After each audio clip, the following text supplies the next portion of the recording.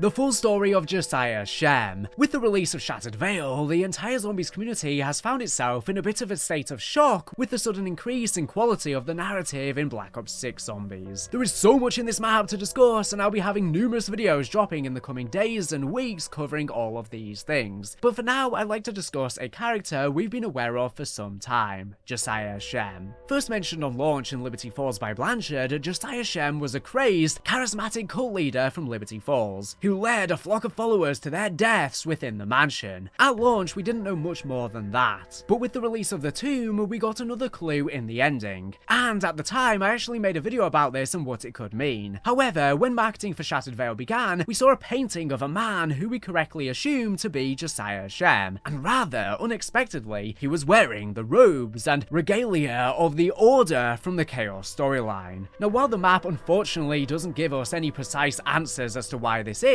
it does give us a lot of context for what Shem was doing there and his ultimate fate. Using this, I think we can deduce a fairly good explanation for what connection he has to the Order, but be mindful that this will just be speculation. As in similar fashion, which seems to be the case throughout Black Ops 6, Trek just keep giving us illusions with no concrete answers, which is making it increasingly hard to put all of the puzzle pieces together to paint the whole story. But before we jump into all of that, what do we know that's confirmed for sure? Well, to begin, we actually have to go back, far before the time of Josiah Shem, to the original inhabitants of the region. In the real world, the collection of Native American cultures of the region form part of what is today known as the Southeastern Ceremonial Complex, a Southeastern death cult. This is because the various cultures in proximity to the Mississippi River basin all engaged in complex burial rituals that shared common features. The most iconic site in our world from this culture is the Serpent Mound in Ohio, a colossal snake-shaped earthwork. Those who have played the map will immediately know this is relevant, and we'll get onto that now. In the town that would eventually become Liberty Falls, Native Americans held the mound of earth at the top of the town sacred, and would use it as a place of worship for their gods. Statues were built there in honor of these powerful beings. Unbeknownst to the natives, they were communicating with the Dark Ether, in a very similar way to ancient cultures in southern France, such as what we saw with the ancient statues in the tomb. The largest statue here in Liberty Falls was of the giant serpentine creature. To the player, this is very clearly an ether worm, the very same kind of creature not encountered in the human world until 2021 by Operation Deadbolt. And we'll actually have a future video coming up talking more about its potential connections with Medusa and what exactly this means here, or the Shadowsmiths. Clearly then, the natives were receiving glimpses into the Dark Ether. In 1770, a charismatic mystic named Josiah Shem had learned of this serpent mound, held sacred by the natives, and along with his followers, which he had begun to gather, forced the natives off of the land, almost certainly through violent means, making sure to secure an item he called the Horned Key from them, a sacred carving made from an antler. The natives had used this item to talk to their god of death, and Shem would use it for the very same purpose, allowing him to communicate with the Deathless One, who we can only assume is Kortifex, as that's the name he would go by, Kortifex the Deathless. Once the site was securely in the hands of Shem's flock, they began building a colossal mansion, where they would hold their rituals. Over the next 40 years, they continued building, and conducted their rituals in. For 40 years they stayed, with the mansion growing and growing, to the distaste of the locals in Liberty Falls. Shem's flock grew in size, with him making the promise that when all of their preparations were concluded, the Deathless One would grant them eternal life in the new paradise he would bring about upon the earth. During the decades, Shem also acquired an item of immense power, possibly from the Deathless One, but we will speculate more on this later. For ease though, we'll call this the Shem device, as that's what Richtofen calls it in the ending cutscene of the map. As 1810 came, the time drew near for Shem and his flock to eat their final meal, a last supper if you will, and undertake the final ritual. With this, they would leave their mortal coil and step into eternal life. The Horned Key was in position, the Shem device was primed and ready, and the ritual at the Serpent Mound was ready to commence. The constellation of Taurus was in its ascent. All the signs pointed towards this being a certainty. However, as Shem says the words he holds sacred, something goes very wrong. He and his flock are betrayed.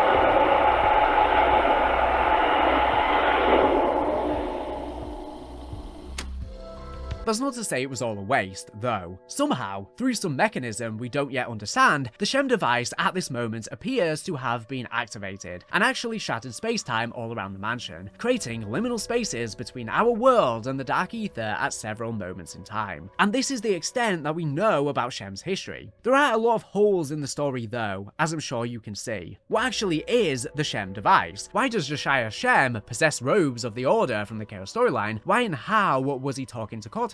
Well, we'll now get into speculation territory. First off, the Shem device. We hear directly from Richtofen in the mid-game cutscene of Shattered Veil that Shem used the artifact to shatter space-time. Then, Richtofen tells us that studying this device became the basis for Project Janus's technology to access liminal spaces. With this device, Josiah Shem accidentally shattered space-time. I used it as the basis for my technology to access liminal spaces so we could feed the artifact. The devices mounted to the paintings in Shattered Veil are this technology. Clearly, Eddie studied this ancient device and was capable to craft a modern, technological equivalent. During the quest, we have to open the various spaces with energy from a ray gun specifically crafted for it. We can speculate that a given Ray Gun Mark II's energy is tuned to that specific liminal space. It's all very precise. And we know that Janus found the original Ray Gun Mark II from the Dark Ether, and so likely made the variants of it to access these liminal spaces. In the mid-game cutscene, Richtofen is trapped in one of these liminal spaces, sent in there in the Liberty Falls intro cutscene by the Sam AI, with no way to escape on his own. He possesses the Shem device, but cannot activate it, so clearly it needs energy to work. Ultimately, Weaver shoots it with a standard Mark II to punch the hole in reality. But think about what actually goes on. If Project Janus's technology is a scalpel, using carefully tuned ray gun energy to cut an entry into a liminal space, just blasting the Shem device is more like using a hammer, shattering it even more, without precisely being able to enter and exit without causing more damage to the universe. But that begs another question. How did Josiah Shem activate the device and use it to shatter space-time in the first place? Obviously, we have a lot of holes in the story of Shem, and we'll discuss some of those next. But we know one thing for sure. He certainly doesn't have a Ray Gun Mark II. In the radio where Shem and his flock die, however, we can certainly hear what could be interpreted as energy radiating at the moment of their deaths.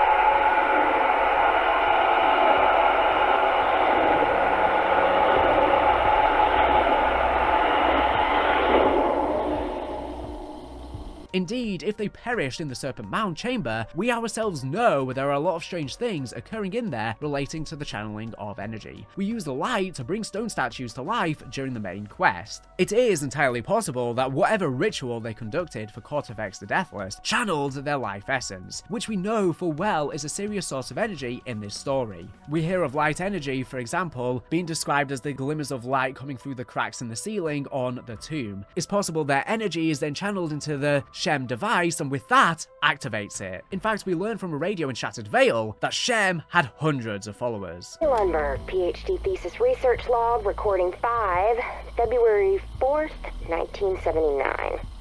I'm pleased to report I finally have a complete timeline of my excavation site at the estate.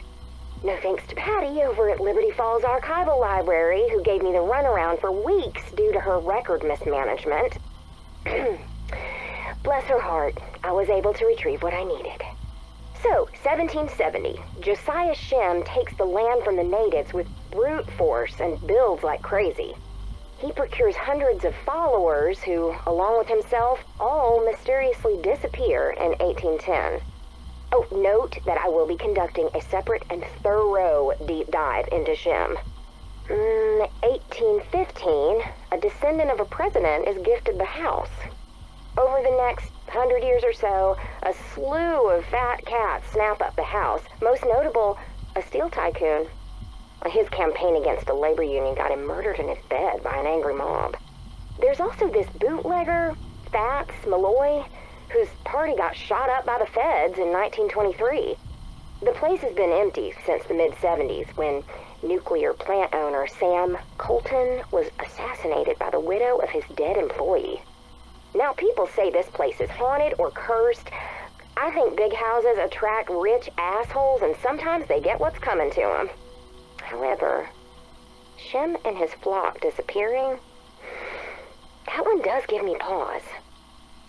If that wasn't enough, another radio tells us that the Serpent Mound itself hadn't been disturbed since about the 1800s, which is exactly when Shem's ritual was conducted. Tammy Lundberg, PhD thesis research log, recording 84, July 16th, 1980. Oh, I've barely seen my bed. Even the sun is a rare sight these days. Since uncovering the subterranean caves underneath the estate, it's been non-stop. I now know those caverns are why Shem pushed the natives off this land. They were communing with something down there. He believed, and I concur, that this is a place of power. Where that power comes from, I can't yet say. My instruments react to the energy down there, but they tell me nothing definitive. I've also uncovered that Shem was a very charismatic zealot, promising his followers immortality. Said every snake oil salesman since the dawn of time. I'm quite certain those caverns hadn't been disturbed since the 1800s. There was no vandalism, no evidence of vagrancy, not a trace of the modern world.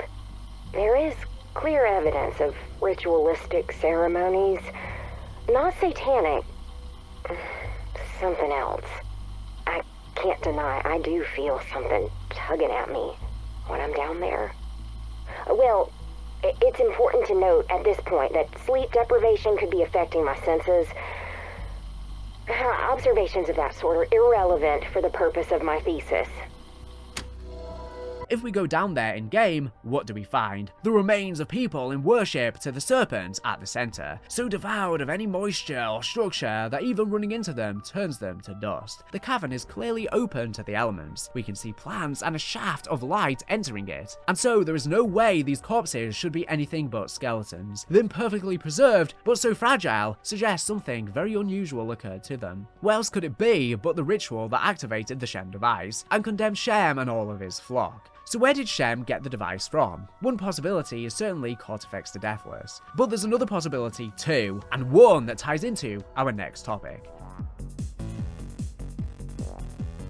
First spotted in the teasers for the map, Josiah Shem is very clearly wearing the robes of the Order from the Chaos storyline, and the others in the liminal spaces are too. What's interesting at first though, is that these aren't the robes of the High Priest of Chaos. The Elder Disciples wear these robes, but not Shem himself. His robes are that of the standard, lower level members of the Order. What can we take from this? Well, let's get back to the Chaos story itself and get a bit of context about the Order. Founded millennia ago, as we even see on 9, they used prima materia to actually build the pyramids in Egypt. The Order were global and influenced the highest echelons of political power in the world through their knowledge of prima materia. At the height of their power, they even built the pyramids themselves using the magical substance. When we see the Order in 9, they have clearly survived the transition from dynastic Egypt to Greek Egypt to Roman Egypt, and clearly they are still influential through all of these years, numbering in the thousands. At some point, however, the ways of the Order became lost, and in all honesty, we know very little of their history between 0 AD and to then when approximately 9 is set, and then to the 1600s. It's possible that they went extinct, or perhaps Rome's transition to Christianity caused a power struggle, with the Order having to go into hiding. Regardless, by the 1600s, the Rosicrucian Order emerged, a real-world secret society that pursued a more esoteric interpretation of Christianity that incorporated science, alchemy, and mathematics. Coincidentally, a worldview quite similar to that of John Dee, who was nearing the end of his life at this time in the ether. The Rosicrucian Order continued, semi-secretly, for the next several hundred years, with very benevolent goals, wanting to help humanity and better the world without conflict. However, as noted in a document in Voyage of Despair, by 1910, a group of several hundred within the English branch of the Rosicrucians had decided to split, believing their order had become too kind and that humanity, constantly getting into greater and greater wars, needed a firmer hand to guide them to salvation. This splintering intergroup was the Order of Old, reborn, complete with their original robes, masks, and practices. Because the Chaos story ended, we're not exactly sure how this reborn order rediscovered the knowledge of their ancient selves. Perhaps the theory that the High Priest of Chaos was made immortal at the end of the 9 main quests is true, and he went into hiding. Perhaps the modern High Priest discovered the lost knowledge of the Order, we simply don't know. It does appear, though, that they were not as knowledgeable as their ancient selves when it comes to prima materia and the Sentinel artifacts. In Roman Egypt, the Order had such a mastery of the artifacts that they were able to make the Sentinel artifacts a spectator sport. Whereas, when we see a member of the Order activate a trial on the Titanic, he ends up getting himself killed. But why am I telling you all of this? Well, let's go back to Shem. We first hear of him in 1770, when he kicked the natives off of their sacred Serpent Mound. It appears he already had followers before this. So how did he acquire them? Well, I think that he possibly found some of the relics of the Order in their more ancient form, possibly in England. Keep in mind, America was not independent from Britain yet. The Rosicrucian Order had already been founded, and the new version of the original Order had yet to split off, so we know that Shem likely didn't acquire the robes from them. He may well have found some of the old cache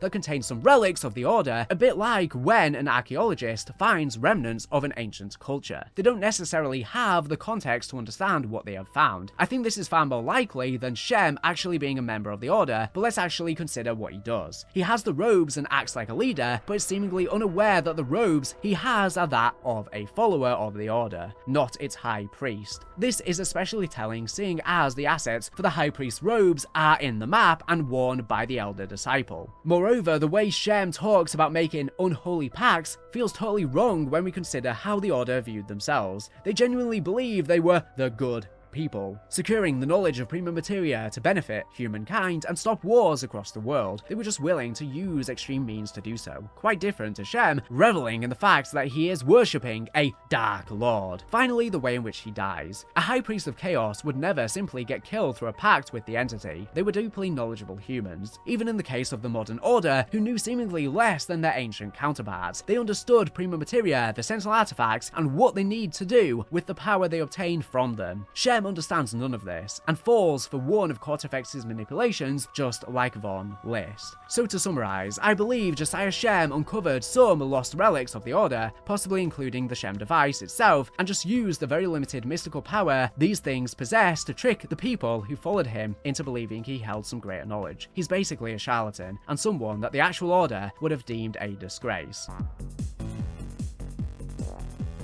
But what do you think? Am I right about Shem, or do you think I'm being too critical here? Do you think he is a part of the actual Order? The only thing I'm questioning surrounding this idea is regarding the fact that it does seem like Kortifex was contacting with the Order all the way back into ancient Egypt, because we know he was in contact with ancient Egypt, creating his own spectre, lazily placing 2 pyramids on a stick because he thought it looked cool, and he sent it over to the humans, and the Egyptians mistook him as the sun god Osiris, and he came to bond with a pharaoh who he described as cruel and black-hearted.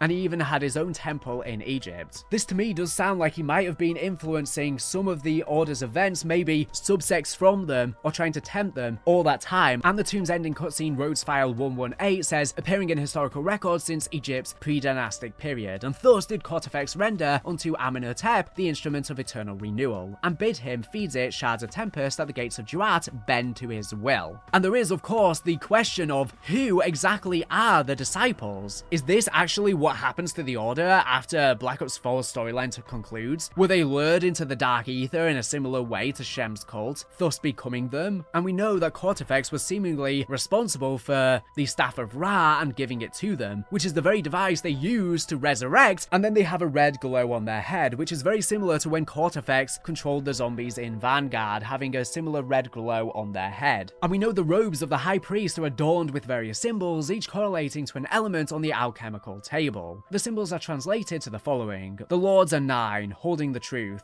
To hear the truth, we must listen. To see the truth, we must open our eyes. To speak the truth, we must cross the threshold and forever be transformed. Now, the threshold is often what the Dark Ether Veil is described as, or could even be what the liminal spaces are, the space between, and we have this deliver salvation radio from the High Priest as well, which sounds very similar to this passage. You know by now the importance of your mission. For all our attempts at progress, humanity has faltered. Self-interested men of cowardice and commerce have used our generous gifts to pursue violence and greed instead of growth and evolution. The benevolent nature of our former order limits their ability to achieve legitimate progress. We must circumvent them to save our fellow man. War is coming. We can no longer stand idly by and let humanity destroy itself. We must act. Humanity must be compelled, forced even, to achieve the enlightenment I promised all those years ago. You must secure the artifact. Only with the artifact can we reach